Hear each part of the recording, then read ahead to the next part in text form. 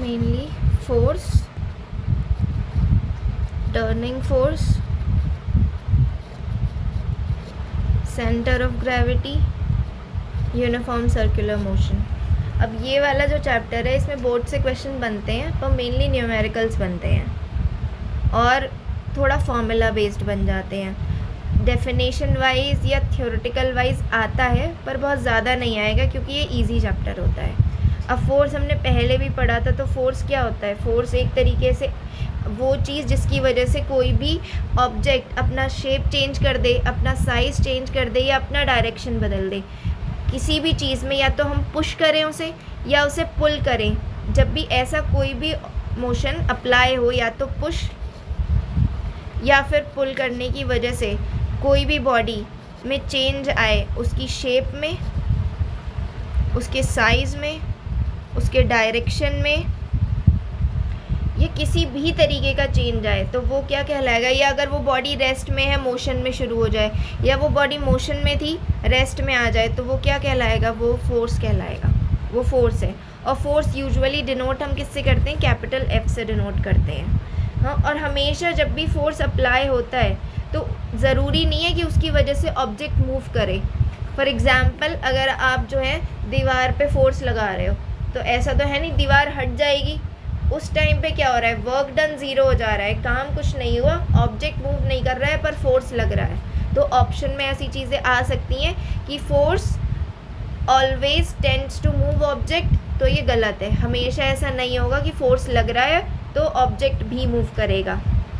अब फोर्स को क्लासिफाई कैसे करते हैं? अगर फोर्स की बात करें तो एक तो कॉन्टैक्ट फोर्स होता है। कॉन्टैक्ट फोर्स में क्या होता है? मान लो बॉडी ए और बॉडी बी दोनों क्लोज प्रॉक्सिमिटी में होती हैं, दोनों आपस में कांटेक्ट में होती हैं। जैसे किसी ने फुटबॉल को किक किया तो जब लेग है और फुटबॉल दोनों आपस में कांटेक्ट में आ रहे हैं, बैट्समैन ने बैट से अगर बॉल को हिट किया तो वो जो बॉल है वो बैट पे हिट हो रही है, उसके बाद अप्लाई हो रहा है फोर्स। वहीं नॉन कॉन्टैक्ट फोर्स जिसमें दो बॉडीज़ आपस में कांटेक्ट में नहीं आ रही हैं, तो कॉन्टैक्ट फोर्स वो फोर्स होगा जिसमें जब फोर्स एक्ट होगा तो ऑब्जेक्ट्स फिजिकल कांटेक्ट में होंगे। एग्जाम्पल्स मेनली हो गया तुम्हारा फ्रिक्शनल फोर्स, जैसे हो गया फ्रिक्शनल फोर्स में क्या होता है? दो बॉडी आपस में कोलाइड करती हैं और कोलाइजन होता है, उसमें हीट प्रोड्यूस होती है, वो फ्रिक्शन होता है। तो फ्रिक्शन फोर्स को हम फ्रिक्शन ऑफ फोर्स भी बोलते हैं। इसके एग्जाम्पल में एक तो हो गया फ्रिक्शनल फोर्स। अब जो फोर्स मेनली दो सरफेसेस के बीच में एक्ट करता है वो कहलाता है फ्रिक्शनल फोर्स। वो बॉडी आपस में एक दूसरे को नेगेट करने की कोशिश करती हैं। जब हम हाथ को अपने रब करते हैं, जब हैंड्स रब कर रहे होते हैं, तो जब रबिंग कर रहे होते हैं तो हीट प्रोड्यूस होती है। क्यों होती है? क्योंकि एक मान लो ये बॉडी ए है और ये दूसरा हैंड बॉडी बी है, तो दोनों जब आपस में एक दूसरे को रब कर रहे होते हैं तो वो हीट प्रोड्यूस होती है क्योंकि वो फ्रिक्शन क्रिएट कर रही होती है। फिर जो फोर्स ऑफ फ्रिक्शन है वो हमेशा तभी लगेगा जब दो बॉडीज़ आपस में कॉन्टैक्ट में होंगी। फिर फोर्स ऑफ फ्रिक्शन रफनेस की वजह से होता है। अगर कभी तुम स्लाइड कर रहे हो टाइल्स पे तो उसमें फ्रिक्शन बहुत कम होता है, इसीलिए आप वहाँ पे स्लाइड करके चले जाते हो। पर किसी कॉन्क्रीट एरिया पे करोगे तो इतनी जल्दी स्लाइडिंग नहीं होती है। तो स्लाइडिंग वहीं पॉसिबल है जहाँ फ्रिक्शन नहीं होगा, और हमेशा फ्रिक्शन तभी लगेगा जब जो भी सरफेस है वो रफ़ होगी। स्मूथ सरफेसेस पे नहीं होता है, फ्रिक्शन बहुत कम होता है। जो स्मूथ सरफेसेस हैं वो एग्जर्ट तो करती हैं, फ्रिक्शन लगाती तो भी हैं, लेकिन वो उतना ज़्यादा नहीं होता है कि किसी बॉडी को रोक पाए। फिर जो रोलिंग फ्रिक्शन होता है, रोलिंग फ्रिक्शन को हम क्या बोल सकते हैं कि स्लाइडिंग फ्रिक्शन। जैसे बॉल रोल करके जा रही है तो वो रोल कर करके जा रही है, तो वो है तुम्हारा स्लाइडिंग फ्रिक्शन। अब नेक्स्ट जो इसमें आता है तुम्हारा नॉर्मल रिएक्शन फोर्स आता है। नॉर्मल रिएक्शन फोर्स, तो जब भी हम बॉडी को किसी सरफेस पे रखते हैं, when a body is placed on a surface the body exerts a force. मान लो ये टेबल है और इस टेबल पे कोई भी चीज़ एक रखी हुई है, तो ये जो बॉडी है ये नीचे डाउनवर्ड की तरफ फोर्स लगाएगी, और जो टेबल है वो उसे उस पर कॉन्स्टेंटली वहाँ पे वो प्लेस्ड रहे, इसके लिए फोर्स लगाएगी। अगर मान लो टेबल पे कोई चॉक बॉक्स रखा है तो वो चॉक बॉक्स जो है वो नीचे जाने के लिए फोर्स लगाएगा। क्यों? क्योंकि ग्रेविटी एक्ट कर रही है। और जो टेबल है वो उसे रोके रखने के लिए फोर्स लगाएगी। तो द बॉडी एक्सर्ट और force on the surface in a downward direction, vertically downward direction में लगाएगी। But the body does not move in the direction, पर वो बॉडी जो है नीचे जाती ही नहीं है। क्यों? क्योंकि जो सरफेस है, जिस सरफेस पे वो बॉडी है, वो इक्वल एंड ऑपोजिट फोर्स लगा रही है उसे रोकने के लिए। तो इस केस में क्या होता है, जो नॉर्मल रिएक्शन फोर्स है वो किसकी इक्वल हो जाता है? वेट ऑफ बॉडी के वेट के, क्योंकि जितना वेट है बॉडी का उतना ही फोर्स लगाएगी ये सरफेस उसको वहाँ के वहीं रोकने के लिए। Next, tension force. Tension force apply होती है स्ट्रिंग से। मान लो ये स्ट्रिंग बांध दी है, ये कोई इस पर वेट बांध दिया है, तो जब बॉडी को सस्पेंड कर दिया जाता है एक रिजिड सपोर्ट्स को लेके, ये बॉडी है, इसमें एक ब्लॉक मान लो हमने लगा दिया स्ट्रिंग से। अब जो स्ट्रिंग है वो इस बॉडी को डाउनवर्ड खींचेगा, हाँ, और नेक्स्ट क्या होगा, वेट की वजह से ये बॉडी डाउनवर्ड जाने की कोशिश करेगी, पर ये जो स्ट्रिंग है ये इसे अपवर्ड रोकने की कोशिश करेगा ऊपर की तरफ। तो जो ये स्ट्रिंग है ये ऊपर की तरफ उतना ही इक्वल एंड ऑपोजिट फोर्स लगाएगा ताकि ये बॉक्स नीचे ना जाए। और क्योंकि ग्रेविटी और अपने वेट की वजह से ये बॉक्स नीचे जाने के लिए फोर्स लगाएगा, तो जो यहाँ पे फोर्स लग रहा होगा वो टेंशनल फोर्स कहलाएगा। तो यहाँ पे भी जो टेंशनल फोर्स है या टेंशन फोर्स है वो किसकी इक्वल हो जाएगा? Weight of freely suspended body. जो भी बॉडी या ब्लॉक सस्पेंड हो रखा है, जो भी मेनली हमने लटकाया है, वो उसके इक्वल हो जाएगा। Next, force exert during collision. Force exert during collision, जब दो बॉडी आपस में आके टकराती हैं तो उस केस में क्या होता है, इक्वल एंड ऑपोजिट फोर्स लगता है दोनों बॉडीज़ की तरफ से। हर बॉडी पे इक्वल एंड ऑपोजिट फोर्स लगता है, पर किसी को नुकसान ज़्यादा होता है, किसी को कम होता है। वो डिपेंड करता है उसके मास के ऊपर। जिसका मास ज़्यादा होगा वो कम मूव करेगी, जिसका मास कम होगा वो ज़्यादा मूव करेगी। तो ये जितने भी फोर्सेस हैं वो क्या हैं तुम्हारे? कॉन्टैक्ट फोर्सेस के एग्जाम्पल्स में आ गए। नॉन कॉन्टैक्ट फोर्स कौन सा फोर्स होता है? एक तरीके से mainly action at a distance, की थोड़ी दूरी से एक्शन किया जा रहा है, action at a distance force होता है कि इसमें दो बॉडीज़ आपस में कांटेक्ट में नहीं आ रही हैं। जैसे कि ग्रेविटेशनल फोर्स, जब ग्रेविटी फोर्स लगाती है तो बॉडी जो है वो डायरेक्ट ज़मीन पर ही आती है, कहीं से भी फेंको, बट ग्रेविटी का फोर्स क्या है, हमें दिखता थोड़ी है वो फोर्स लगता हुआ, बट अल्टीमेटली जो भी बॉडी अगर ऊपर से सस्पेंड की जाएगी तो वो नीचे ही आएगी।